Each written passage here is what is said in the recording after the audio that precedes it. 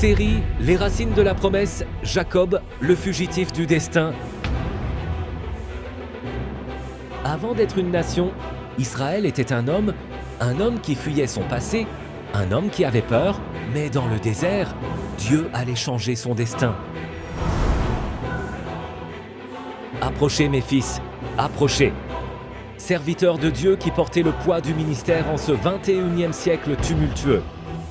Aujourd'hui, nous ne parlons pas d'une légende lointaine. L'actualité de nos journaux, télévisée chaque soir, Israël.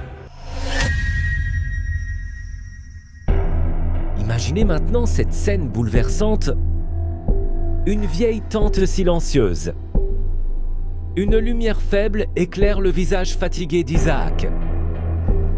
Le patriarche est devenu vieux. Ses yeux ne voient plus, mais son cœur veut encore bénir son fils avant de mourir. Isaac appelle Ésaü, son fils aîné, le chasseur. Mais derrière les rideaux de la tente, quelqu'un écoute Rebecca. Alors elle appelle Jacob. « Mon fils, aujourd'hui, tu dois prendre la bénédiction. » Jacob hésite, la peur envahit son cœur. Et si mon père découvre la vérité? Mais Rebecca insiste. Alors, le jeune Jacob se déguise. Il couvre ses bras avec des peaux de chèvre pour ressembler à Ésaü. Jacob avance vers la tente. Isaac tend la main. « Approche mon fils. » Le vieil homme touche ses bras. Et soudain, le silence devient insupportable. Isaac murmure. La voix est celle de Jacob.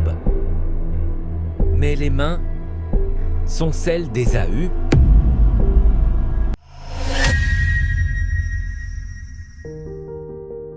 Jacob fuit maintenant dans la nuit. Derrière lui, il laisse une famille brisée. Un frère rempli de colère. Et le poids terrible de sa propre faute. Pas comme Abraham, qui avait quitté son pays avec honneur. Jacob, lui, s'enfuit avec la peur au ventre et la menace de mort sur ses épaules. Écoutez bien, père de famille, voyez cet homme. Seul dans le désert de Luz. Le soleil descend lentement. Le silence devient lourd. Jacob n'a plus de maison, plus de protection, plus de refuge. Alors, il prend une pierre froide et la place sous sa tête pour dormir. Et c'est ici, dans la solitude, dans la fatigue, dans la honte, que quelque chose d'extraordinaire va se produire. Car lorsque l'homme arrive au bout de lui-même, Dieu commence souvent son œuvre. Cette nuit-là, Jacob fait un rêve. Une immense échelle apparaît entre la terre et le ciel. Des anges montent et descendent, puis la voix de Dieu retentit dans le désert. « Je suis avec toi. Je ne t'abandonnerai jamais. » Quelle grâce! Même un homme brisé peut encore être choisi par Dieu.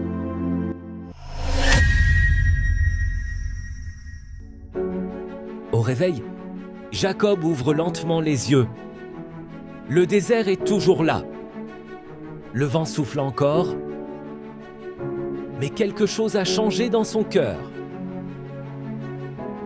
Cette nuit, le Dieu d'Abraham lui a parlé. Lui, le fugitif, le menteur, l'homme brisé, Dieu ne l'a pas abandonné. Serviteur de Dieu du 21e siècle, peut-être portez-vous un lourd fardeau. Peut-être avez-vous commis des erreurs. Peut-être servez-vous Dieu tout en cachant des blessures profondes. Regardez Jacob. Dieu ne choisit pas les hommes parfaits. Il transforme ceux qu'il appelle un père de famille. Ne désespérez pas de vos enfants, même lorsque leur chemin semble confus, même lorsqu'ils tombent. Le Dieu de Jacob est capable de redresser les trajectoires brisées. Car derrière chaque lutte, Dieu prépare parfois une destinée. Ce pays dont le monde parle aujourd'hui, Israël, est né de l'histoire d'un homme blessé, un homme qui a dû lutter, pleurer, fuir, avant de devenir une bénédiction. Et peut-être que Dieu est aussi en train d'écrire votre histoire. Mes frères, mes sœurs, l'histoire de Jacob nous rappelle une vérité puissante. En une bénédiction pour des générations, Dieu peut transformer un homme brisé. Même lorsque tout semble perdu, la grâce de Dieu peut encore écrire une nouvelle histoire. Père de famille, ne baissez pas les bras. Serviteur de Dieu, ne laissez pas vos blessures étouffer votre appel. Le Dieu de Jacob voit vos combats silencieux. Et au milieu de votre désert, il prépare encore votre destinée. Fermons les yeux. Père éternel, Dieu d'Abraham, d'Isaac et de Jacob, je te prie pour chaque famille, pour chaque père découragé, pour chaque serviteur blessé.